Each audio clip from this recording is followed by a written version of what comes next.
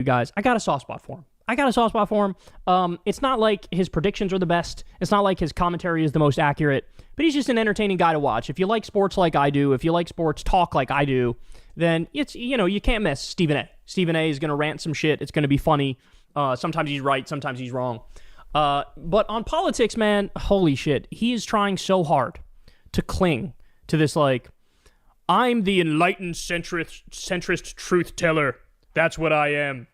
And so that's what his show is. But it's at the point now where it feels like it's just totally arbitrary which issues he decides to stand up on and argue for. Like, there is no real core political philosophy or ideology. Like, he's just a bloviator, right? And so here's a great example of it here. By the way, as I'm sure all of you know, but I need to point out, anybody who's like a self-described centrist, I would say a solid 90% of them end up sucking off the right and attacking the left more.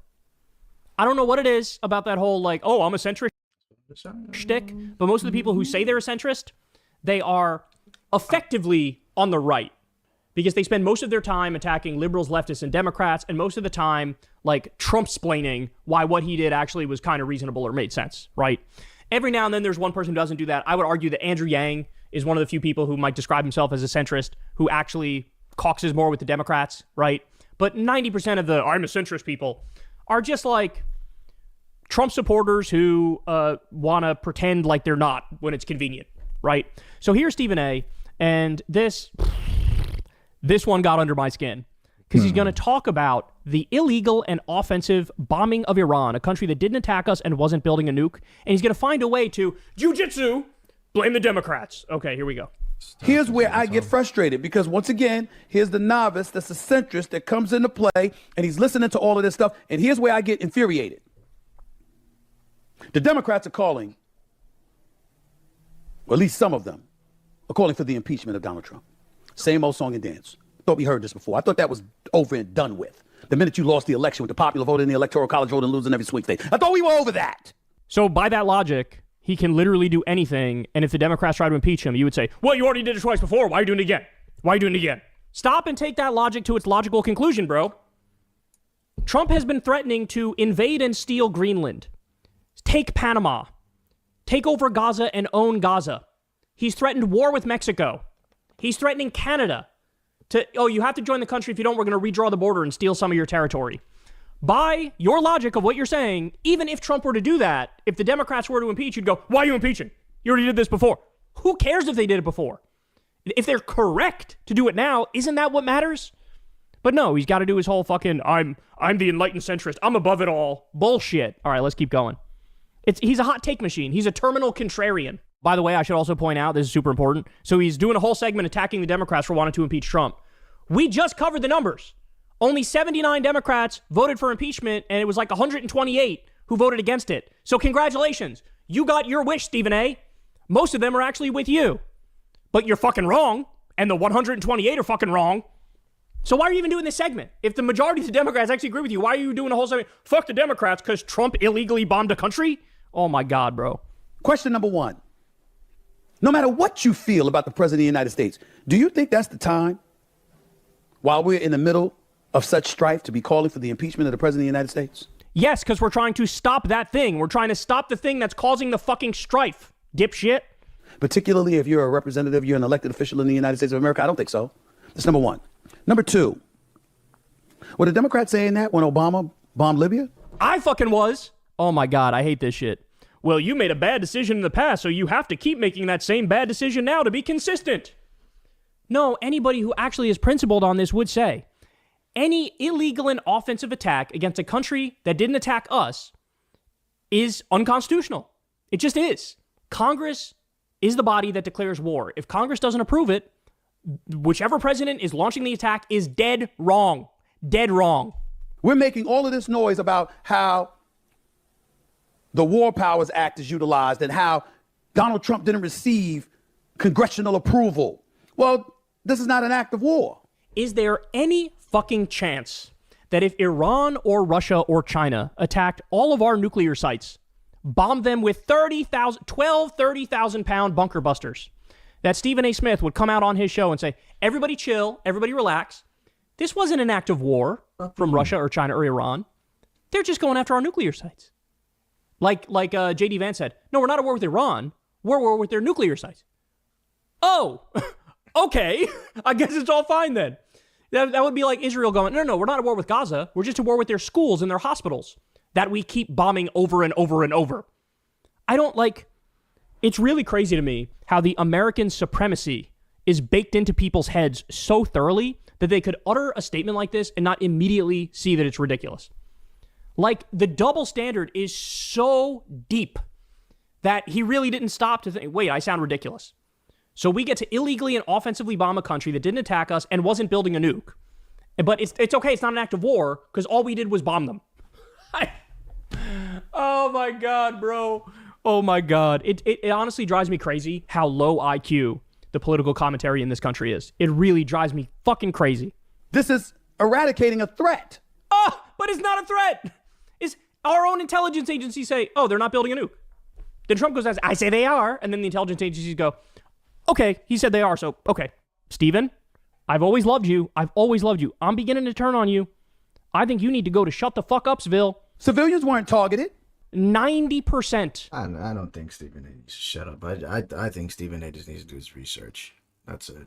He doesn't do any research. None at all. Of the Israeli strikes. Remember, Israel started this. They first bombed top military officials, political officials, and apartment buildings. And according to some reporting, 90% of those that were killed were innocent people. So, yes, they are targeting civilians. You think fucking Trump cares if he targets civilians either? We have him on video in 2016 saying, we need to take out their families. Take out the families of terrorists, not just them, their families. I can't. The civilian deaths in Afghanistan under Trump skyrocketed because he did drone strikes, didn't care about the rules, just fucking went crazy with them. Nuclear sites were targeted. So if nuclear sites were targeted, but no civilians were targeted, then that's not a war. It's only a war if you target civilians? That sounds like no punchbacks. I hit you, no punchbacks, or whatever the fuck. Are you out of your fucking mind? So somebody could attack No hitbacks. our entire military, kill every last member of our military, and Stephen A would say, well, that's not a war. They only killed military people. They didn't get any civilians. Are you even trying? Did you think about this at all before you did this segment? At least not yet. Which That's what I've been saying every time I hear Stephen A. Smith. Does he actually, who is he talking to before he actually gets and has these conversations? Because it's 90% always means that misinformation. you can navigate your way around the War Powers Act itself, and you don't have to concern yourself with receiving congressional approval. The Democrats know that because of Obama. So if you knew that because of Obama and you didn't say it when it involved him in Libya, why would you turn around and all of a sudden try to make that case against Donald Trump? You should have made that case against Obama too. That's point number one. But point number two is Trump is also a complete fucking psychopath, sociopath, death cult fascist. There's that too. So yeah, trying to rein him in however fucking possible is exactly what we need right now. We need to resist everything. We're talking about a regime that slashed pediatric cancer research and Meals on Wheels. They're trying to kick over 10 million people off of Medicaid and rip their health care from them, which will lead to 50,000 or more deaths. For you to do this, I hypocrisy burn them. Like, talk about the issue as such, but when he does, it's fucking horrible. Stephen, you don't know what the fuck you're talking about. You don't know what you're talking about. I can't. Like, I get it. You want to be a political player. He's been flirting with this run for president. But if you think this is the shit that's going to make you win a Democratic... Are you fucking kidding me? The base is chomping at the bit to impeach this psychotic motherfucker.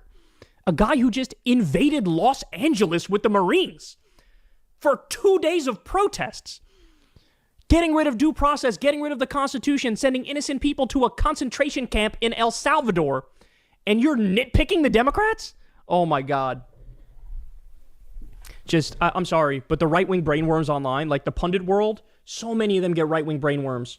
Both all the right-wing commentators, but also the centrist commentators, and also the people who try to build bridges. At some point, they just lose their core of the plot. What are we actually doing here? I'll tell you what I'm doing. I'm trying to fight for a better country, right? That's it. I'm arguing for policies that would make everybody's life better. I'm arguing for a philosophy and ideology that would bring health and happiness to everybody in the country. That's what I'm doing. Everything else is just fucking... I hate the pundit brain thing, where it's like, let's not talk about the issue. Let's talk about how everybody else is talking about the issue. Like, that is the lowest level of commentary you could possibly fucking do. Pundit brain is a fucking scourge. I'm not going to talk about the actual issue. I'm going to talk about how other people are talking about the issue. Well, you're not adding anything to the conversation. You're not. You're just fucking backseat driving in that scenario, or passenger seat driving, whatever, however the saying goes. But there you have it, Stephen A. That's what he's been doing. Backseat driving is exactly what Stephen A. has been doing. Kyle's right, 100% on this one. Yeah, that's all he does is backseat drive. He never takes the wheel. Does not know what the fuck he's talking about. Just reel in the hot take machine like 20%, please. Just reel it in 20%. That's all I'm asking. That's what I'm paying you to do. 20%. Reel it in. Because I like you, Stephen. Stephen A. Smith is literally top 1% in compelling speakers. Like when he talks, everybody just listens. Because he's phenomenally charismatic, right? If you were to put those powers to good use, it would be the best thing I've ever seen. But no, it's this, it's terminal contrarian brain, pundit brain, hot take machine, and you end up getting massive misfirings like this.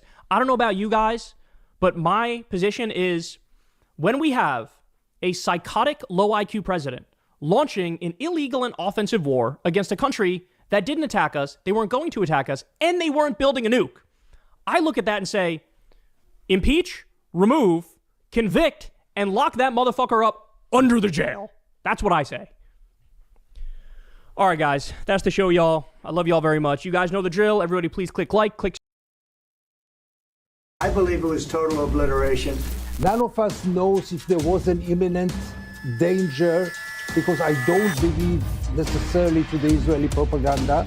And I think Netanyahu was very disappointed that he was cut short only after a couple of days. Trump realized that he did not want to walk into that trap. But we are very possibly at the beginning of another long war, at least. And this time with goons and fools and cronies in charge of counterterrorism. Trump derangement syndrome patient zero. I'm surprised fire. someone whose entire career has been essentially not just lying, but spreading full-blown domestic propaganda to feel so comfortable being so smug. What does Hamas do best? Okay. Guido, you want to bring Hamas into the West Bank. What do they do best? Yo, that beat is fire.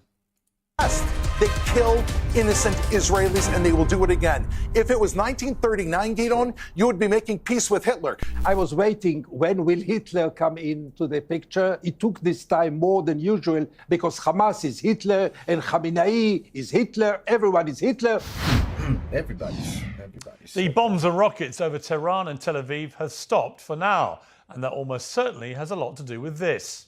We basically have two countries that have been fighting so long and so hard that they don't know what the fuck they're doing. Do you understand that?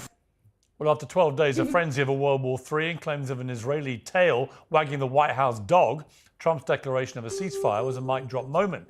The message to Netanyahu was clear: we're partners, but I'm Batman, you're Robin. President Trump is in the Netherlands today for one of the most consequential NATO summits in recent history. Under relentless pressure from Trump, NATO's members have now all agreed to raise their defense spending to 5% of GDP over the next 10 years. NATO Secretary General Mark Rutte welcomed Trump with a text message so flattering that he had to post the whole thing online. Mr. President, he wrote, Dear Donald, congratulations and thank you for your decisive action in Iran. That was truly extraordinary and something no one else dared to do. It makes us all safer. You are flying into another big success in The Hague this morning. It wasn't easy, but we got them all signed on to 5%.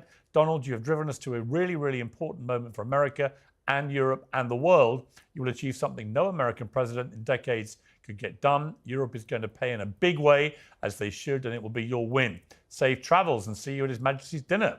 Well, again, the message is very clear. Donald is the daddy. They've had it. What? We've had a big fight, like two kids in a schoolyard. They fight like hell. You can't stop them. Let them fight for about 2-3 minutes. Then it's easier to stop them. And then Daddy has to sometimes use strong language. You have to use strong language. Every once in a while, you have to use a certain word. Well, Daddy's not having it all his own way, though. Yo, Piers, don't do this shit. Please do not keep calling him Daddy. Please. Even if you're His joking. victory lap has been interrupted by a leaked US intelligence report, which says that the attack on Iran's nuclear facilities may not have obliterated them and may only have delayed their program by a few months. Mr. President, what's your reaction to the intelligence reports saying that the Iranian nuclear sites were only partially devastated? Who let that motherfucker in there?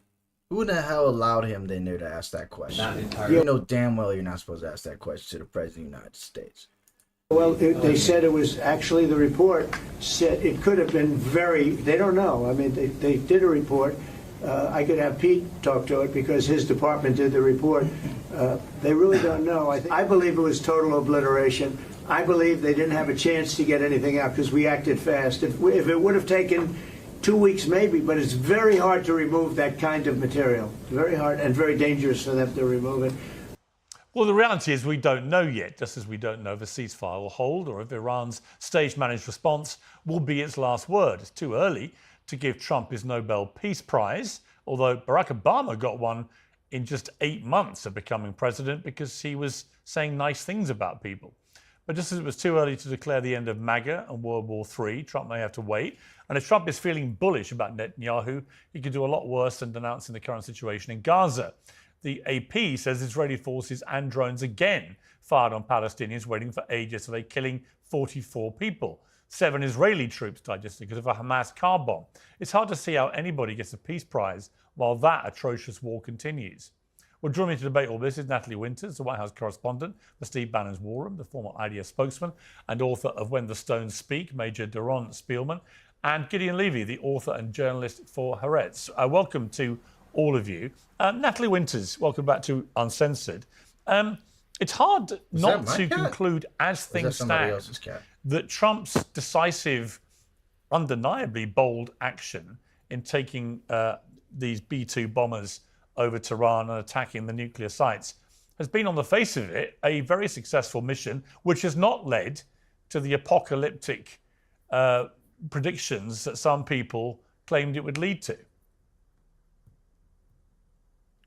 Well, thank you for having me back. I think it's really been a masterclass in brinksmanship. I think we're probably just up at the edge of that. I think time will tell. I think a lot of the sort of MAGA pushback to getting involved in another conflict kinetically is not just contained to the region, right? It's about what our other adversaries, our real threats are, whether that's the southern border, the Chinese Communist Party. It'll be interesting to see how this impacts the peace process in Ukraine. I think the 12-day war is over thanks to President Trump, but I think the other issue, which I hope we don't see continue to metastasize, is this sort of, I think, after the fact. What did Trump do to stop the war?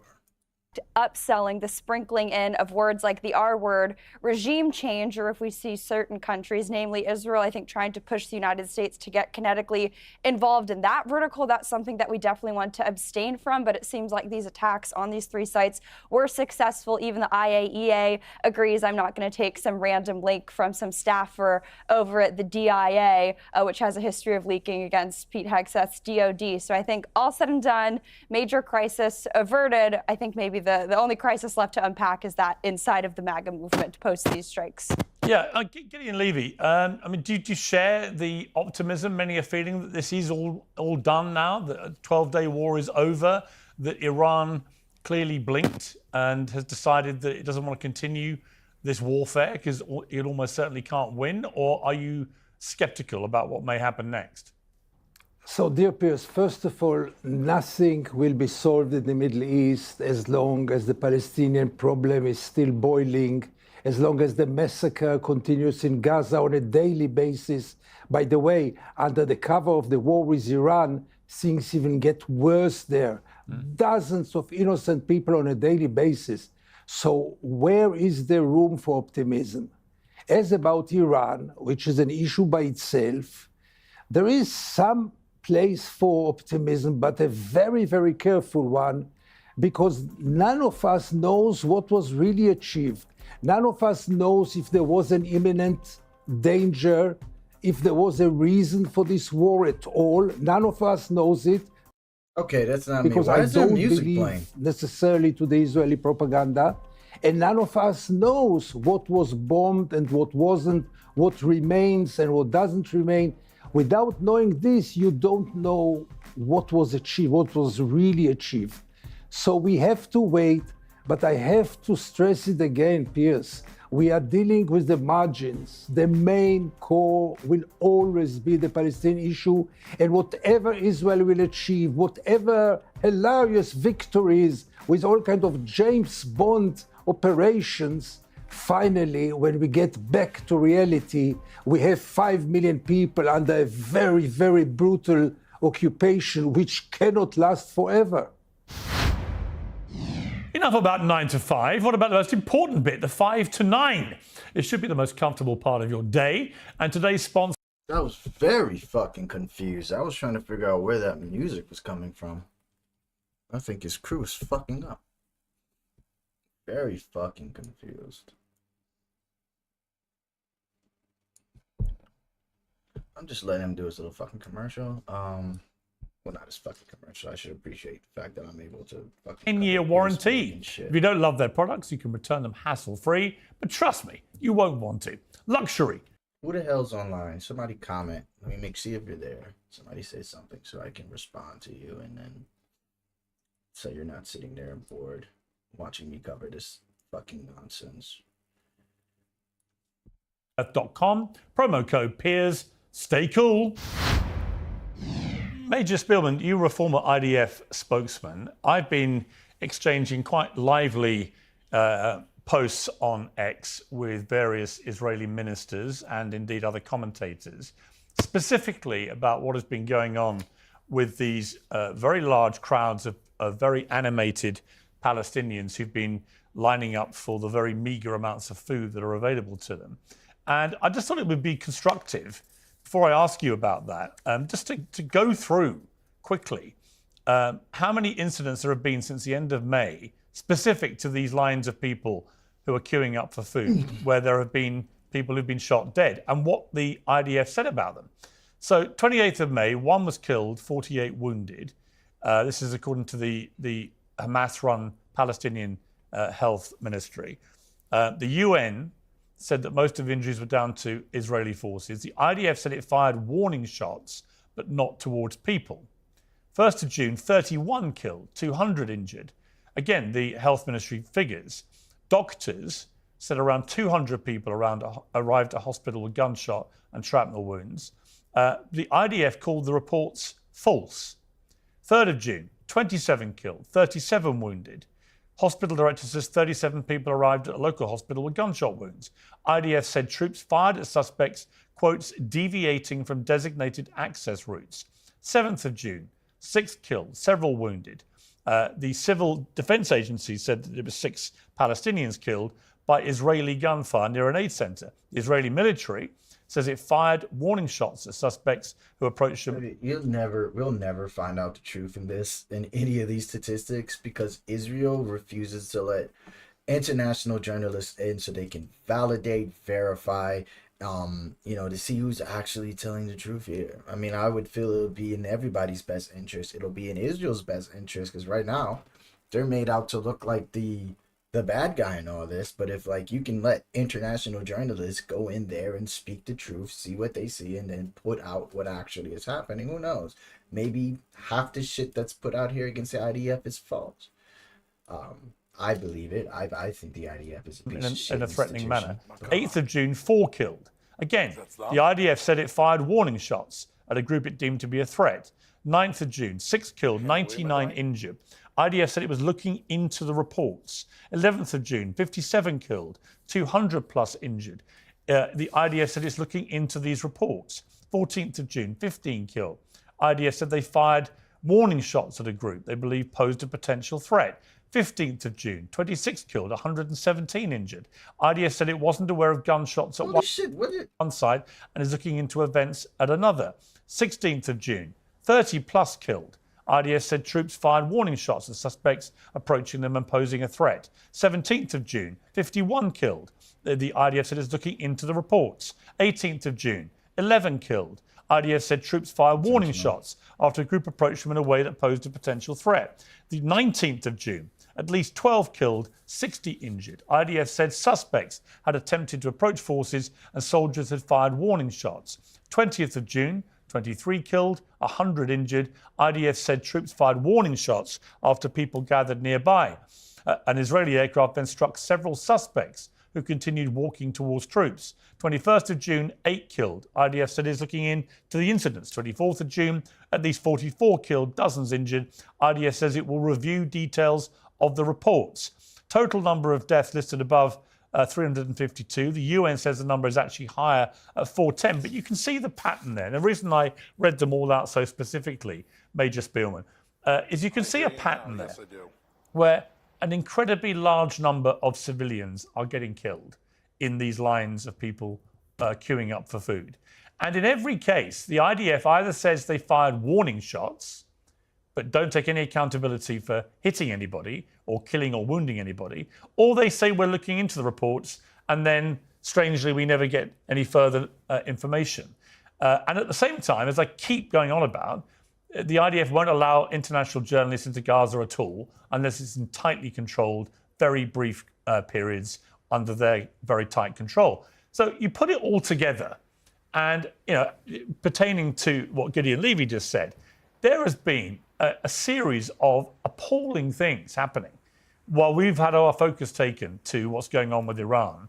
And I'm just not buying this argument from Israeli ministers that somehow none of this has anything to do with the IDF. Are you? Piers, I think once again we're going back to the situation in Gaza, which we know there's one problem in Gaza, and that problem would solve all of this. Beyond all the numbers, the problem is very simply what started this entire mess, which is Hamas. We know that Hamas, as we've discussed numerous times, is hiding behind these civilians. We know because Gazans have been posting on it, including the Shireen family. Gazans are filling Facebook, trying to get the word out to us that they have reported that 5 members of their family, Osama Shaheen, again and again, people are being killed by Hamas on their way to those food distribution points for one simple reason. Hamas wants to control the food in Gaza, and anyone that takes that food is possibly complicit, according to them, in partnering with the Israeli army. It's their voices we need to listen to. Regarding these numbers, I've looked online, the IDF has looked online, AP quotes the New York Times, that quotes the AP, that quotes somebody else. There's not a single picture, not a single video, not a single ratified source. The IDF is not... because Israel won't let anybody in to fucking do any sort of reporting. If you're not going to let international journalists in to actually report what's going on in Gaza, how are people supposed to actually know what's real? We have to go off of what AP or the New York Times is saying, because I'm damn sure not going to trust Israel reports. I kind of don't trust Hamas reports. I really don't trust Hamas reports. I mean, we don't know. The only information that's being pushed out is that you're doing bad things. But there's no way for us to tell that you're not out there just shooting random. You won't let anybody in to actually do his job of a journalist. At people. We are trying to protect the health workers that are handing out the food, which, by the way, have given out 40 million meals over the last few weeks. But the problem here is essential. The problem is Hamas, as long as they are in Gaza, this is going to continue because they use humans as shields. The moment they leave Gaza, then this is all over. It's what we've been saying since the very beginning, Pierce. Right, but just to be clear, of all of those incidents I laid out in detail, is your position really that the IDF didn't kill anybody? Again, I'm not at every single incident. I would assume if the IDF killed somebody or if we targeted somebody, we try to release that information as best we can to the press. There's probably never been an army in the most difficult situation. I'm sorry to jump in. Fighting, Pierce, Major Steele, in the entire world. I'm sorry, that's look, had to face this before. With great respect, you and I both know that's complete claptrap. The IDF will do whatever it can not to admit that it's killing civilians. It constantly deflects. It constantly blames Hamas for all the deaths. And yet we have doctors, independent British doctors, who the fuck is claptrap? Have been treating the victims, who all have been saying that actually most of these deaths and injuries have been caused by IDF. IDF admit they keep firing bullets. Either they're the worst shots in the world, or we're supposed to believe they're firing them all straight up in the air, or they are shooting at groups of people, perhaps believing they include Hamas, and they're killing people on a daily basis, it seems, and they're killing a lot of people. And I just think this idea that the IDF can just constantly obfuscate and just say we're launching a review, which then never comes to anything. Or we just shot bullets in the air and all these people fell over and had to be treated or died. It's for the birds. People are just not believing it anymore. And the reason that I don't believe it is that the very simple way to verify it is to let the journalists in from outside into Gaza, and the IDF persistently refuses, at Netanyahu's instruction, to let any journalists in. So there's no way to independently verify this. We're then reliant on Palestinian journalists, many of whom have been killed, nearly 200 now, or we're reliant on doctors who paint a very different story to the one you've just painted. But at what point are you going to let journalists in? I'm not saying you personally, but at what point is the Israeli government going to let journalists in so that these things can be properly verified? Piers, I'm sorry. The numbers, I disagree with you completely on much of what you're saying. The numbers are coming, as you and I both know, from the Gaza Health Ministry. They say numbers, 5,000 were killed, and everybody writes down 5,000. I think that's Piers Morgan's fucking point, bro. That's his were killed. entire And then they reverse their own numbers like they did between March 5th and March 7th, 2024. You and I both know that the numbers of children who they reported were killed on March 5th were 14,500. 2 days later, those numbers went down to 7,500, meaning 7,000 how many children have been killed? That they claimed were killed came back to life. How many children have been killed? They are in Gaza, and they are reporting these deaths, and they are changing their own numbers. But two things. They've been saying for years that most of the people being killed. If I could just finish one quick thing, Piers. Can I just say one quick thing? That we know from this year, just a couple months ago in March of this year, 2025, all of a sudden Hamas erased names off their list, which when you take those names into account, it shows 72% of the people that have been killed in Gaza are 13 to 54-year-old Muslims that are militant age in Gaza. This is a completely different picture that they've been presenting. And wait. Militant age doesn't mean somebody's in a militant. No, unfortunately. Does this person know that those individuals are part of the Hamas militia, whatever the fuck?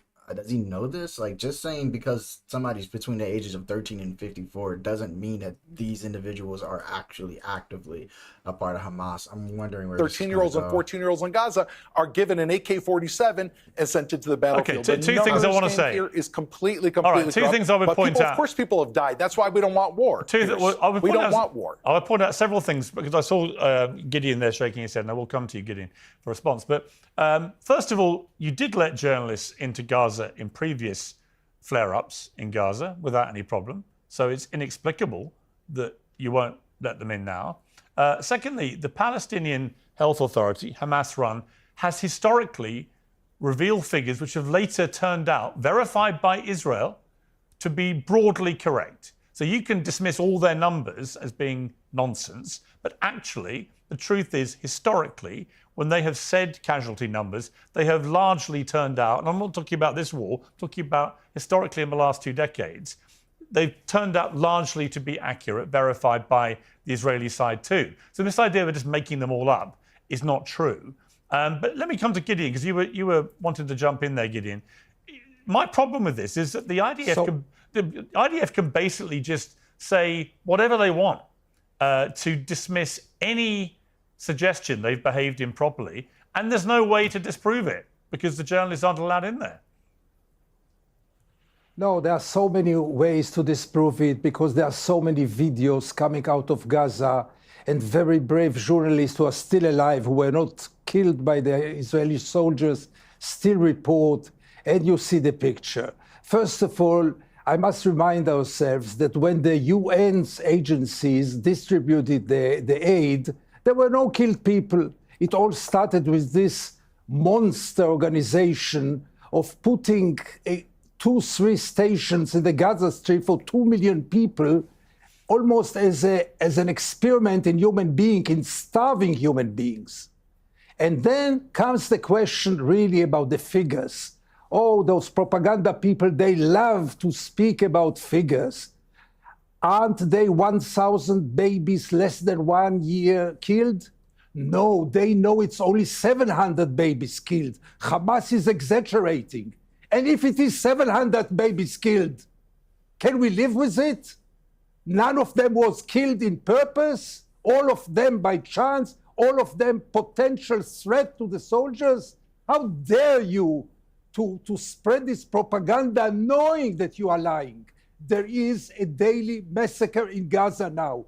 Killing in the sake of killing, nothing but this. The last 2 weeks are horrible because you see the soldiers, you hear the machine guns, you see the people lying on the sand and trying to save themselves. How can you dare to invent all kinds of statistics instead of saying, yes, this is our army. The army got a command now to kill as many Palestinians as possible because that's our goal now. We don't have any other goal in Gaza now.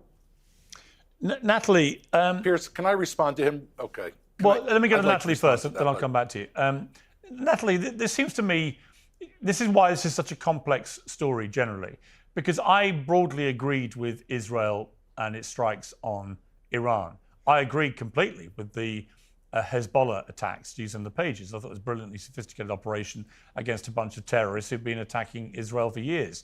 There are lots of things that Israel has been doing which I have no problem with. But this situation in Gaza is being conducted in a completely different manner. There's nothing surgical about it, nothing precise.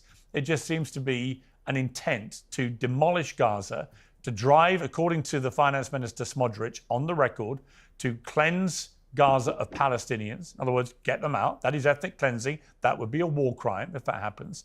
It just seems to me that Israel, this big picture of the Israel-Palestine conflict, if Israel genuinely wants to forge relations with Saudi Arabia like it's done with other nations in the Middle East, it's never going to happen until they sort out what is happening in Gaza.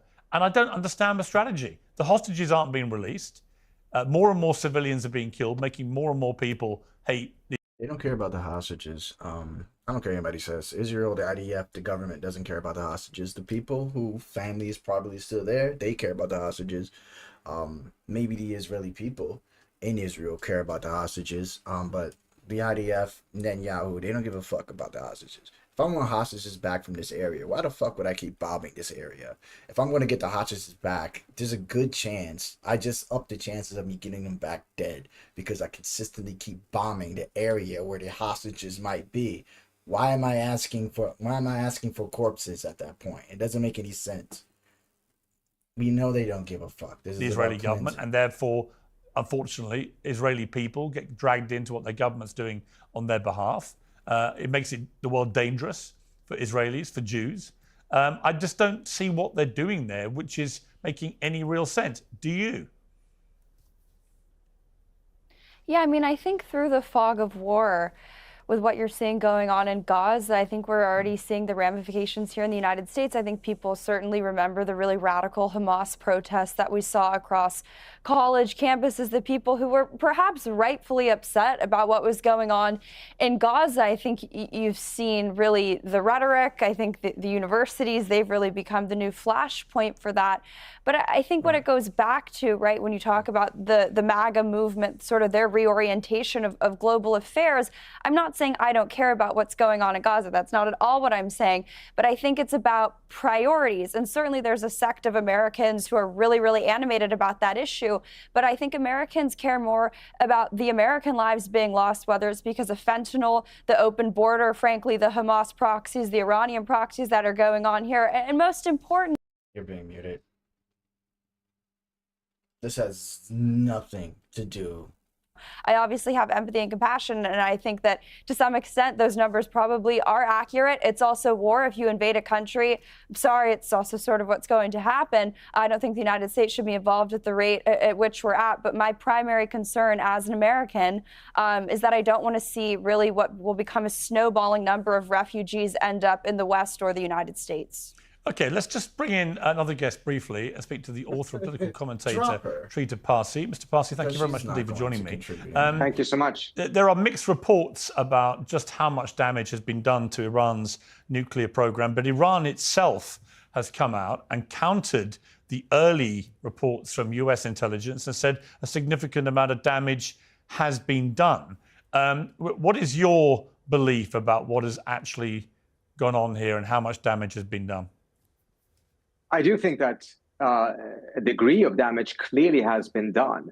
And I think what we have to be careful about is not to confuse tactical military success with strategic success. there's still no indication that the stockpile has been destroyed. And the stockpile of 60% enriched uranium is essentially the main leverage the Iranians have. That's the crown jewel of their program right now. As long as that is still intact, we cannot really say that the program has been significantly pushed back.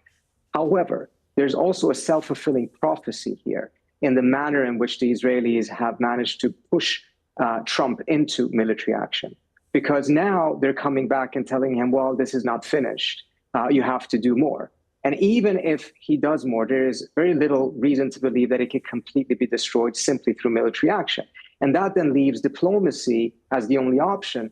But once you have bombed the country, that country is going to be much more inclined to actually build a nuclear deterrence, which then the argument will be you can't trust them at this point because they clearly want to get a bomb after getting bombed. That's why not entering into this cycle would have been a much better approach to avoid Iran having nuclear weapons and actually having a more clear path towards a diplomatic solution. And yet, 100% agree. Now I believe with the bombing of the nuclear facilities that Iran has every incentive to now go somewhere and build a nuclear weapon, because what the U.S. and Israel just showed that the Iran is inferior and they can easily be wiped off the face of Earth if they feel like it, because they don't have any nukes. There is Iran. It's been directly attacked by not just Israel, who had complete control for a number of days over Tehran's airspace. But then you had the Americans attacking with their B-2 bombers, launching the biggest bombs in the world on these nuclear sites with impunity. Lots of rhetoric coming out of the Iranian regime about revenge and retaliation and so on. And here they are after 12 days opting for peace, for a ceasefire, leading most people to suspect that the long-held suspicion that Iran's military simply could not cope with a direct attack like this may well have turned out to be proven, in the sense that why would you want a ceasefire so early when you're trying to show your people that you're a massive, strong, powerful nation that won't take this kind of treatment and will respond very aggressively? They haven't done that at all. Actually, you're missing one important part of the picture, which is actually two parts. The first part is they struck back at Israel very, very hard. And we saw that despite Israel having state-of-the-art air defense systems, they did not manage to take down all of the Iranian missiles, and a very large number of them actually went through. And it wasn't a very large number. It was a relatively small number of missiles got through. They did lead to some loss of life, which again, any civilian life on either side is appalling. But it wasn't a lot. And it's now stopped. No, and most of the missiles were stopped by the Iron Dome. So it just seemed to me. No, and then we had hang on. I'll just finish my sentence. Then we had this sort of farce of the attacks on the base in Qatar, where everyone apparently got warnings it was going to happen and when it was going to happen, which seemed to me just complete show pony, pointless stuff. So putting it all together, I'm looking at it going, well, does Iran have the capability to match the rhetoric, or have we just seen evidence that it doesn't? So let me complete the picture, though, because what you're pointing to is not false. I agree with it, but there's more to the picture. First of all, when it comes to them hitting the Israelis, what you are allowed to see is the things that the Israelis permit to be shown, except for a couple of videos, and you have probably reported as well that some people have been arrested for posting those videos. The military censorship in Israel does not allow any reporting on all the military sites that have been hit. So as a result, the statistics that are being thrown out, or the images you see, does not account for that. And based on what I'm hearing from the US side, it does not correspond with your picture of this not having been successful. In fact, look at what Trump said earlier today about how hard the Israelis were hit. So that's one part of the picture. The part of the picture which I think you are quite correct in is that clearly, when it comes to the strike on the base in Doha, the Iranians signaled it very clearly. It was choreographed, it was theatrics, as well as the American strike on Fordow, in which the Trump administration made clear that the Iranians knew that it was coming to avoid any casualties, precisely because of a very simple fact. Between these three countries, two of them do not want to see escalation. One of them is the United States. The other one is Iran. The Israelis is a different matter. They have worked 20 years to get the United States into war with Iran. They finally succeeded. And I think Netanyahu is very disappointed that it was cut short only after a couple of days. He would have liked this to go on for much longer, to get the United States to bomb far more places in Iran, not just nuclear, but missile facilities, conventional military, in order to restore a balance, an artificial balance in the region that is much more beneficial to the Israelis. Trump realized that he did not want to walk into that trap. The Iranians do not want to have a direct confrontation with the United States. They know that they cannot win that fight, despite whatever their rhetoric is. But what they did vis-a-vis Israel, I think, is a different story. Just finally, this issue of regime change, I felt when Trump first mentioned that he wasn't meaning it the way it was interpreted by a lot of people. I don't think he was talking about the United States trying to effect a regime change. He was talking about a more organic form of regime change of the kind we saw happen very rapidly in the end in Syria, for example, in December, where the Assad regime was toppled in a matter of 2 or 3 weeks. Could this happen in Iran? I mean, it's not like this regime is popular. A lot of young people, now young population, seeing how the rest of the world is going, seeing a number of Middle Eastern countries normalizing relations with Israel, having, much more open societies now. Could you see a scenario where this Iranian regime follows the path of the Assad regime?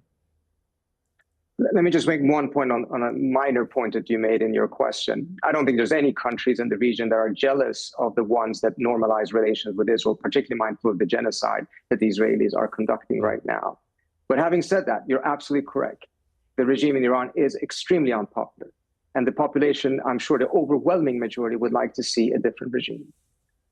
One thing that I think is important to understand, though, at some point, this regime is going to collapse. But if it collapses in the context of war, it is far more likely that the next regime will come from within this same regime. It will be more hardline elements from within this regime that will take over in the context of war than it will be some peaceful NGOs. Yeah, and that's a very important part. We have to remember that if there's going to be any regime change organically, it has to come from the people of Iran.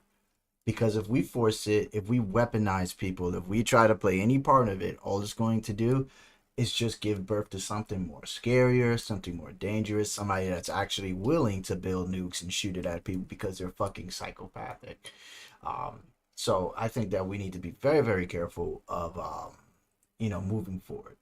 This is why I feel like at this point, you did what you did.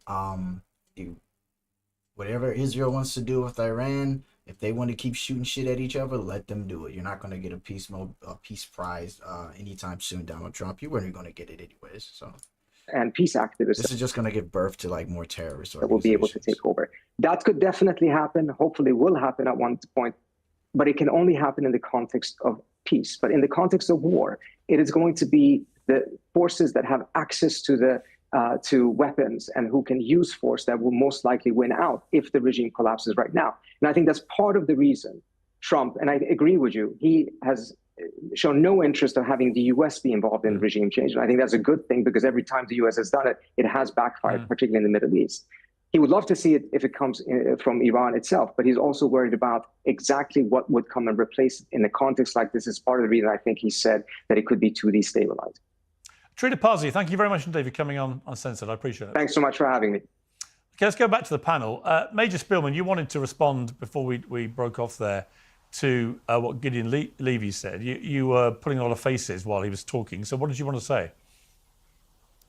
First of all, Gideon is simply telling lies to this entire crowd, and we've seen it with our own eyes. We've seen the Gazan people as they were lining up to get the food that Hamas had stolen from all the international agencies, that they were killed at point-blank range because Hamas stole all of those goods and they were selling them on the black market at extortionate prices. And if you tried taking it when you weren't on the black market, you were killed. Israel and the United States did not want to put on a secondary mechanism there.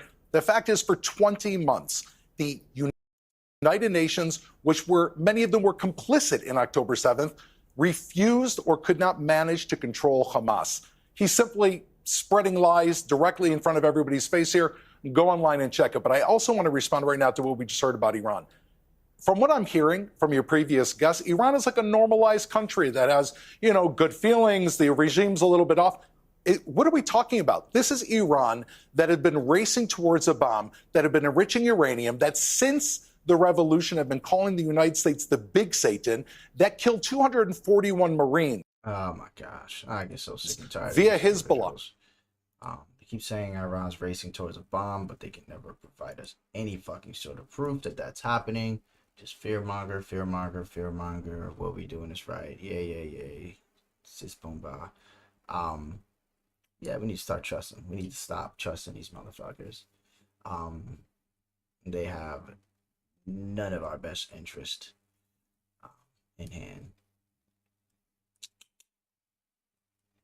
Okay.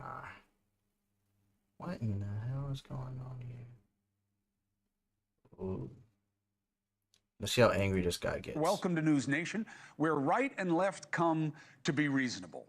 My brothers and sisters, I believe it is time, okay? I know the fake fighting works. It works for the parties, it works for the pod bros, it works for the media. We love the ratings of when they're going at it with each other. It's great. But we have to see that there is a real enemy that matters so much more than every other contrivance. I swear. It hates both sides. It is coming for all of us for real. So whatever you think threatens you, trans athletes, ICE tactics, socialists, Trump talk, fake news, none of it compares to what actually is hunting all of us. I realized it was time for a wake-up call when AOC, the member of Congress from New York, was hapless enough to call for impeaching Trump again, this time for doing something that led to a ceasefire. On Saturday, AOC tweeted, "The president's disastrous decision to bomb Iran without authorization is a grave violation of the Constitution and congressional war powers. It is absolutely and clearly grounds for impeachment." Now, I categorically disagree, and I don't think you'll find a legal expert that gives her anything. It is legitimately grounds for fucking impeachment. That doesn't mean it's going to be successful, nor everybody vote for it. I believe they already tried to vote for it, and the majority of Democrats didn't even, agree with that. But like, I get so tired of people like what's his name, Chris Cuomo. This is so stupid. Every time a Democrat does anything, he gets so angry. He gets so frustrated. The fact that AOC said, yo, this is a violation of the Constitution. Every time the United States wants to go to war with a foreign country, the president of the United States should be coming to the Congress and be like, this is what I want to do. And therefore the Congress should be able to vote on it. That is specifically what should be happening. That's what my government is supposed to be doing.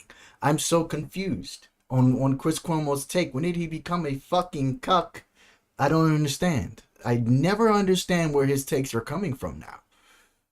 Like, legit, this is what's supposed to happen in America. Your president's just not supposed to be like, I want to bomb this nation, let's go do it. No. Understand that what it looks like, the optics that gives, is that Netanyahu actually runs this country and runs our military. Netanyahu is actually the commander-in-chief here. Because our intelligence agency says, hey, this was a bad idea because they aren't building anything. We allow Netanyahu to gaslight the fuck out of everybody into believing that there are fucking nukes being built in Iran with zero proof. Zero proof. Because they've been enriching uranium at a higher rate. Well, they probably wouldn't be enriching uranium at a higher rate if the fucking deal was still in place. The deal that Donald Trump ripped up. Why the fuck does this cuck consistently protect Donald Trump from everything? Everything the Democrats do to individuals like him, to individuals like fucking Stephen A., to individuals like Cenk, everything the Democrats do is fucking, it's the most heinous thing ever. I never will understand it. There's not a single thing that the Republicans can do in 2025 right now that they will hyper focus on. You're upset that AOC is saying that what Donald Trump did is a violation, which it is a violation no matter what the fuck you think it is. You're mad that AOC said this is a violation and it is grounds for an impeachment. I'll tell you what, I tell you what, if Chris Cuomo, if these individuals honestly hate that idea, honestly believe, oh, we're tired, I thought we were done with this, why are we still trying to impeach Donald Trump? Just tell us the truth. Just tell us that the conversations, you guys are having more conversations than you have with Donald Trump on the side. You kissed the brass ring, you bent the knee, you did all this little goofy shit because like it's quite obvious that you're no longer able to have an unbiased conversation. This is the dumbest meltdown I've ever heard. The dumbest meltdown. It's actually tiring to see individuals like Chris Cuomo, and I know he's mad because his brother's trash at politics. His brother should probably still be in prison, to be quite frank. But you know, this is the stupid shit that I'm talking about that gets me annoyed. You're mad at AOC for responding just like somebody in the Congress, especially a Democrat Congress, would fucking respond. You're mad at that. Kind of an eye roll. But she got what she wanted. Attention and Trump to hit back, right? Stupid AOC is now calling for my impeachment, despite the fact that Democrats tried that twice before. Go ahead and try impeaching me again. Make my day. You were fucking successfully impeached, you stupid fuck. AOC strikes back at Trump, writing, Mr. President, don't take your anger out on me. I'm just a silly girl. Take it out on whomever convinced you to betray the American people. AOC is right. This is silly. And so is she. And so is the president's response. But this is where we are because this is how they want it. And it has spawned a problem neither can contain. There is a reason AOC's main allies on impeachment are the pod bros, okay? While I think there is a legal argument that a president should need Congress for military action like... What? You just said earlier that he would be...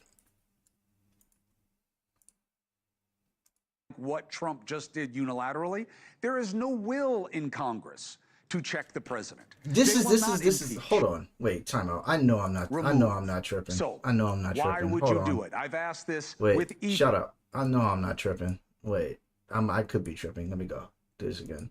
Time, okay? I know the fake fighting works. It works for the parties, it works for the pod bros, it works much more than every other contrivance. It hates both sides. It is coming, athletes, ICE tactics, socialists. AOC, the member of Congress from New York, was hapless enough to call for impeaching Trump again, this time for doing something that led to a ceasefire. On Saturday, AOC tweeted, "The president's disastrous decision to bomb Iran without authorization is a grave violation of the Constitution and congressional war powers. It is absolutely and clearly grounds for impeachment." Now, I categorically disagree, and I don't think you'll find a legal expert that gives her anything but kind of an eye roll. But she got what she wanted. Wait, I'm confused because then he goes on to say that, is it here? No, I probably skipped it. Here, it is among us, and it is part of us. ICE just arrested 11 Iranian nationals in the past 48 hours, including a man with ties to the ICE with each impeachment of Trump. And the answer was always the same, principle. But I think there is a legal argument that a president should need Congress for military action like what Trump just did unilaterally. All right, see, this is there why. is no will this in is Congress to why. Check the president. Okay. They will not impeach, right, and they will never remove. Okay. So why would you do it? I've asked this with each impeachment of Trump, and the answer was always the same, principle. Make up your fucking mind. You just said he wasn't impeached, or that Donald Trump sitting up here said you guys tried to impeach me twice. You got fucking impeached. The idiot was fucking impeached. But here's what I've realized. But we're not gonna hyper focus and try to deconstruct what AOC says, but the fucking president of the United States acting like a complete dumbass once again, not knowing anything about anything. You say absolutely nothing about it. That principle is empty outrage, okay? And that is AOC's signature cause. That is why for 6 years, AOC has accomplished nothing but a social media following in Congress. Find a major law she passed as the lead sponsor. Let me ask you, I I guess my question, I don't count as a podcast, bro, because this channel is very, very minute. It is a microscope. I barely get people to watch this shit unless I make it a short. But what has Chris Cuomo done? Like, I feel like I've done more. I feel like if you put me on a News Nation, I can hold people to listen to me for, I don't know, about 15 minutes per segment, as I hope to bring somebody in more relevant than myself to actually carry the rest of the fucking show. Because eventually nobody wants to listen to Chris Cuomo for a very long period of time. I think ESPN was good. Like, all right, this is a good enough time to listen to Chris Cuomo, but the longer you hear him speak, the more and more you hear just how fucking ridiculous it is. And I start to figure out, why the fuck did I respect this guy's political opinion in the first place? This is so stupid. The best you'll find is an attempt at the Green New Deal, which was a disaster for Democrats. She hasn't done anything. What is the Green New Deal?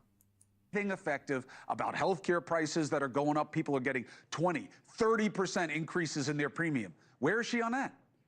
Rent prices going up. She just wants it free, right? Just makes people angry, just plays to outrage. I don't know what's worse, being so impractical or so incendiary.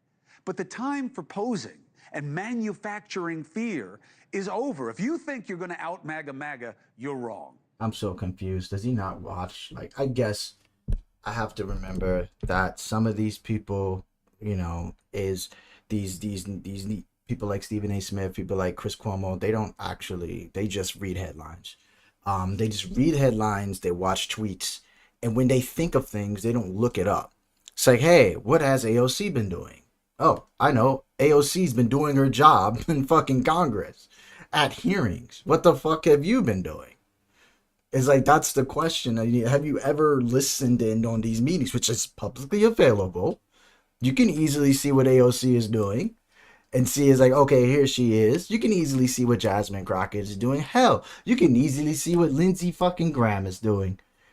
All you have to do is take the fucking initiative. Why is it that every single time individuals come on this fucking internet uninformed about people, about things that are happening in this country, but are so willing, goddamn easily, to be like, this person isn't doing anything with their time. Which you can't tell us why. You can't tell us how. You're not giving me anything. This person is actively in Congress, in hearings, being active. You are actively bitching on News Nation. That is what you are actively doing. You're mad that a congresswoman decided, hey, I think that this is grounds for impeachment because he did not go through the proper channels. Even Jakeem Jeffries wasn't even notified. Not even the small minority of people were fucking notified about this strike. That's a fucking problem. Because not only that, when your own intelligence, our own intelligence is telling us, hey, we shouldn't do this, or no, we don't need to do this because there's no fucking proof of weapons being built or any interest in building weapons in Iran. There is no fucking proof of it happening. He goes live on television and tells us Tulsi Gabbard was fucking wrong. That's fucking crazy that you would listen to a foreign government dictator in Israel. You'll listen to the IDF, listen to Netanyahu over your own fucking intelligence? That's crazy. That's what should be talked about.